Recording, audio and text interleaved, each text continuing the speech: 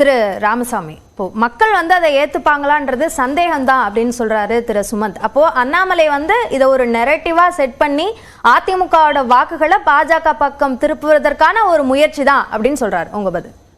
நான் ஒரு 3 ஸ்டேட்மெண்ட், 3ஆவதா நான் அந்த இதுக்கு வந்துடுறேன். ஃபர்ஸ்ட், பாஜக எல்லாருமே மதவாத கட்சி அப்படின்னு சொல்லும் போது எனக்கு அது தவறாக தெரிகிறது. ஏன்னா இன்னைக்கு ஆட்சியில் ஒரு 10 ஆண்டு காலம் இருந்திருக்கிறாங்க. யாராலையும் ஒரு பாலிசி சொல்ல முடியல. அண்ணன் கேசிபி அவர்கள் கூட சொல்லும் போது ஒரே ஒரு சட்டம், அது ரெஃப்யூஜிஸ் மற்ற நாட்டில் வதைப்படும் போது அவர்கள் இந்தியாவுக்குள்ளே எப்படி வரலாம், அவர்களோட சிட்டிசன்ஷிப்பும் எப்படி ஃபாஸ்ட் ட்ராக் பண்ணப்படலாம் மட்டும்தான். எல்லாருக்கும் கேரண்டியும் அதில் கொடுக்கப்படலை. அந்த ஒரு சட்டத்தை மட்டும்தான் அவங்களால சொல்ல முடியுது. அங்கே டிஸ்கிரிமினேஷனே கிடையாதுன்னு உச்சநீதிமன்றமும் சொல்லிடுச்சு, உலக நாடுகளும் ஏற்றுக்கொண்ட ஒரு பொசிஷனில் இருக்கு. ஸோ அப்படின்ற போது இதே அண்ணன் அக்னிஸ்வரன் அவர்கள் சொல்லும் போதும் ஜெயலலிதா அவர்கள் ஹஜ் பயணத்துக்கான ஃபெசிலிட்டேஷன்லாம் பண்ணாங்க அப்படின்னு. அப்போ மோடி அவர்கள் அவர்களோட 10 ஆண்டு ஆட்சி காலத்தில் இங்கே மட்டும் இல்லை, குஜராத்தில் அவர் முதலமைச்சராக இருந்த போதும் அவர் ஹஜ் பயணத்துக்கான ஃபெசிலிட்டேஷன் பண்ணியிருக்காரு. அது இல்லாமல் இந்தியாவிலேயே அதிகபட்சமான இஸ்லாமியர்களுக்கு, பிற்படுத்தப்பட்டவர்களுக்கு, பழங்குடியினருக்கு ஸ்காலர்ஷிப் வழங்கிய, நான் பர்சன்டேஜ் பேசிஸில் கூட எடுத்துக்கோங்க, நான் டோட்டல் குவாண்டமில் கூட வேணாம், ஏன்னா இன்ஃப்ளேஷன்லாம் எடுத்துக்கிட்டோம்னா நம்ம கம்பேர் பண்ண முடியாது. ஆனால் இந்த 10 ஆண்டுகளில் தான் இருக்கிறதுலேயே அதிகமாக கொடுக்கப்பட்டது.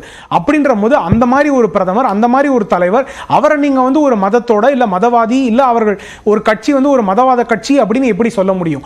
அந்த கட்சி இந்துக்களுக்காக அதிகமா பேசுறாங்க அப்படின்னா நாடு முழுக்க இருக்க பல தேசிய கட்சிகளோ இல்ல சில மாநிலங்கள்ல இருக்க கட்சிகளோ அவர்கள் 2019 கேதார்நாத் போறீங்க, 2024 ராமர் கோயில் போறீங்க, அப்ப யாரு மதவாதம்?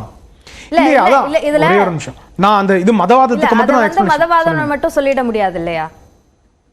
ஏன்னா மதவாதம் அப்படின்னா அவரோட தனி நம்பிக்கை, அங்க இருக்க தேவை, அங்க இருக்க ட்ரஸ்ட் அழைக்கிறாங்க, அந்த அவர் நிகழ்ச்சிக்கு போறாரு. சோ ராமர் கோயில் அயோத்தியாக்கு எடுத்துக்கிட்டோம்னா அந்த ட்ரஸ்ட் அவர்களை அழைக்கிறது அவர் தேவை அப்படின்னு அங்க போறாங்க. சொன்னதை வச்சே நம்ம எடுத்துக்கலாம். இப்ப அண்ணாமலை சொல்றாரு, இந்துத்துவாவோட தலைவரா ஜெயலலிதா இருந்தாங்க, இப்போ அவங்க இல்ல, அதுல இருந்து அதிமுக வழிமாறிடுச்சு, சோ அந்த இடத்தை பாஜக கைப்பற்றும் அப்படின்னு சொல்றாரு. அப்போ இந்துத்துவா அப்படின்ற ஒரு அடிப்படையில தானே அவரே சொல்றாரு. இல்ல, பாஜக கைப்பற்றும் அப்படின்னு அவர் சொல்லல, அது எண்ட் எஃபெக்டா இருக்கும் அப்படின்றத பாத்துக்கலாம். உங்க முதல் கேள்வி எடுத்துக்கிட்டோம் அப்படின்னா, சோ ஏன்னா இங்க சுமன் ஸ்ரீராமன் அவர்கள் முதல் ரவுண்ட்ல சொல்லும் போது கூட தெளிவாக சொன்னாங்க, இந்த தமிழ்நாட்டில் ஒரு அரசியல் அமைப்பு அவர்களோட நோக்கமே இந்துக்களை எதிராக அப்படின்னு பாவிக்கல டைரக்டா கூட.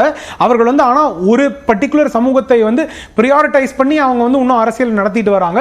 அப்புறம் இந்த பிராக்டிசஸ் விரோதமாக காமிச்சு மட்டும் நடத்திட்டு வராங்க. அந்த காலகட்டத்தில் எம்ஜிஆர் அவர்களோ ஜெயலலிதா அவர்களோ அவர்களையும் உள்ளடக்கி ஒரு அரசியலை கொண்டு வந்தார்கள்.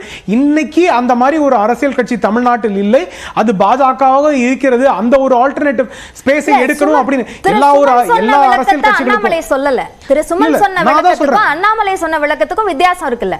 வித்தியாசம் இல்ல. நான் அவங்க எக்ஸ்பிளைன்டா சுமன் ஸ்ரீராமன் அவர்கள் சொல்றாங்க, நான் அண்ணாமலை அவர்கள் சொல்ற இதையும் எடுத்துக்கிறேன். ஏன்னா அண்ணாமலை அவர்களோட எண்ணம் பாஜக தலைவராக பாஜக ஆட்சிக்கு வர வேண்டும் அப்படின்றது தான் அவர்களோட எண்ணம்.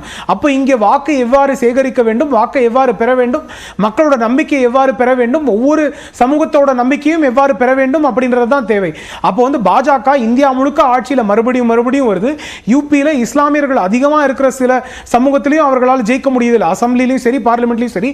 குஜராத்தில் ஜெயிக்க முடியுது, அந்த மாதிரி பல மாநிலங்களில் ஜெயிக்க முடியுது. அப்படின்னா இஸ்லாமியர்கள் வாக்களிக்காம இல்லை, இஸ்லாமியர்களோட நம்பிக்கை பெற்ற கட்சியாக இருக்கு. அப்ப இங்கேயும் இஸ்லாமியர்கள் நம்பிக்கை பெற்ற கட்சியாகவும் இருக்க வேண்டும் தான் பாஜக பார்க்கிறது. இஸ்லாமியர்கள் பலர் பாஜகவிலும் இருக்கிறார்கள். ஆனா இங்க அந்த இந்துக்களுக்கான ஒரு நம்பிக்கை பெற்ற கட்சியாக, இந்துக்களுக்கான ஒரு நம்பிக்கை பெற்ற கட்சியாக திமுகவுக்கான ஆதரவு தமிழ்நாட்டில் தொடர்ந்து இருந்துட்டு தான் இருக்கு. அப்போ இந்துக்களோட ஆதரவு இல்லாம அவங்க ஆட்சிக்கு வந்திருக்காங்களா? இல்ல, அவர்கள் ஆதரவு இருக்கிறது, ஆனால் அந்த ஆதரவிற்கு விரோதமாக அவர் செயல்படுகிறார்கள்.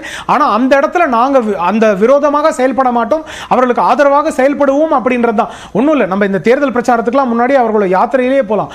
அவர்கள் ஸ்ரீரங்கம்ல இருந்து திருச்சியில இருந்து என்ன சொன்னாங்க, அவர்கள் இந்த மாதிரி கோயில்கள் முன்னாடி கோயில் விரோதமான சிலைகளை வைக்கிறாங்க, இதன செப்பேடுகளை வைக்கிறாங்க, இல்ல இதன இன்ஸ்கிரிப்ஷன்ஸை வைக்கிறாங்க. அந்த மாதிரி ஒரு தேவை இருக்காது.